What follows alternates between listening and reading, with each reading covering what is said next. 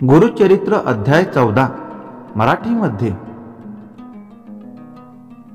नुसता अध्याय 14वा ऐकल्याने गुरुचरित्र पारायण केल्याचे पुण्य प्राप्त होते। अध्याय क्रमांक 14वा। सायनदेवांचे प्राणसंकट टळले। श्री गणेशाय नमः नामधारक सिद्धाला म्हणाला, हे योगेश्वरा, श्री गुरु नरसिंह सरस्वतींनी उदरशूळ असलेल्या ब्राह्मणाला व्याधीमुक्त केले। त्यानंतर पुढे काय घडले ते सांगा।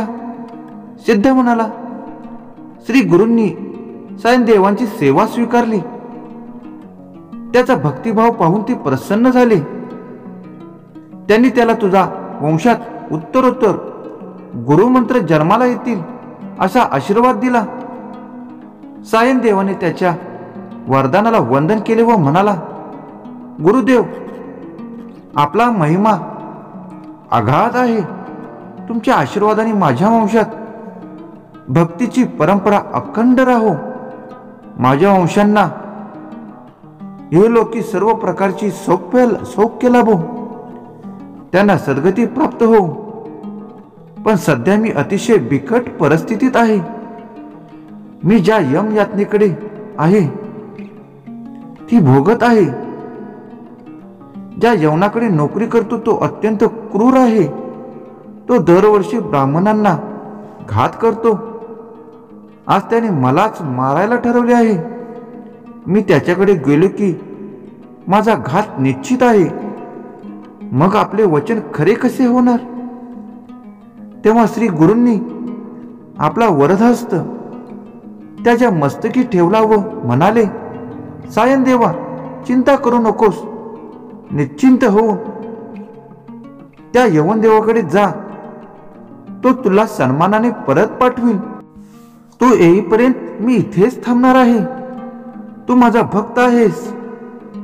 तुला पुत्र पौत्राधीन सर्व सौख्य प्राप्त होणार आहे।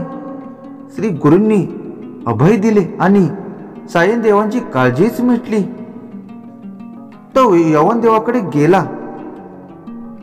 त्या यवनाच्या रूपाने आपल्या समोर साक्षात यमच उभा आहे असे त्याला वाटले। यवनाने सायनदेवाला पाहिले तो काय? तो त्याला अग्नीसारखा भयंकर तेजस्वी दिसला। हा काय चमत्कार आहे हेच त्याला कळेना। त्याची मती कुंठित झाली। तोंडातून शब्द फुटेनात। तो संतापाने अक्षरशः थरथरत होता। त्याचे उग्र रूप पाहून सायनदेव भीतीने श्री गुरूंना धावा करू लागला। त्याच्याकडे पाहून यवनाला चक्कर आली। तो कसावसा घरात गेला। पलंगावर पडताच झोपी गेला। तेवढ्यात त्याला एक भयंकर स्वप्न पडले।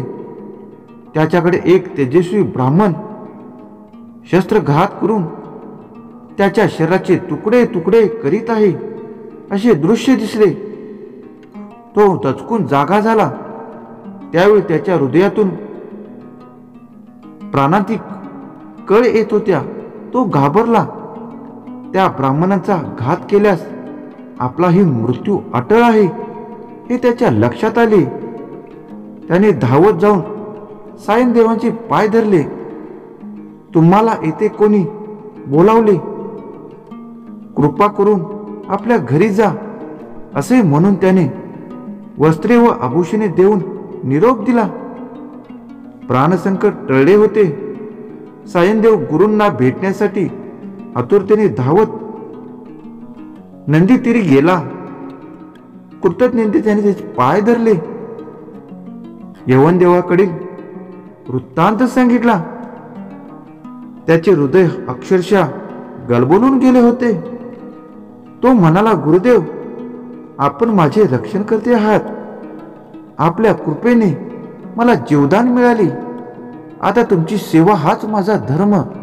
मला तुमच्याबरोबर न्या। तेव्हा श्री गुरु म्हणाले, सायनदेवा, आम्ही तीर्थयात्रेसाठी दक्षिणेकडे निघालो आहे। 15 वर्षांनी परत येऊ। तेव्हा तुला तुझ्या गावाजवळ राहू।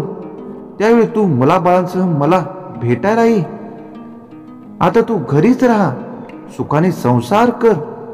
श्री गुरूंनी सायनदेवांचे सांत्वन केले आणि त्यांनी त्याची समजूत घालून त्याला घरी पाठवले. तेथून ते तीर्थयात्रा करीत शिष्यासह वैजनाथ छेत्री गेले. तेथे स्वतःला कोठेही प्रकट न करता गुप्तपणे राहिले. नामधारक म्हणाला, महाराज, श्री गुरूंनी आपले अस्तित्व तेथे का प्रकट केले नाही? त्याच्या शिष्यांना त्यांनी कोठे पाठवले? सिद्ध म्हणाला, सांगतो, श्री गुरूंचे चरित्र अतिशय थोर आहे, ते तू शांतपणे ऐक. अध्याय 14 समाप्त. श्री गुरुदेव दत्त. श्री गुरुदेव दत्त. श्री गुरुदेव दत्त.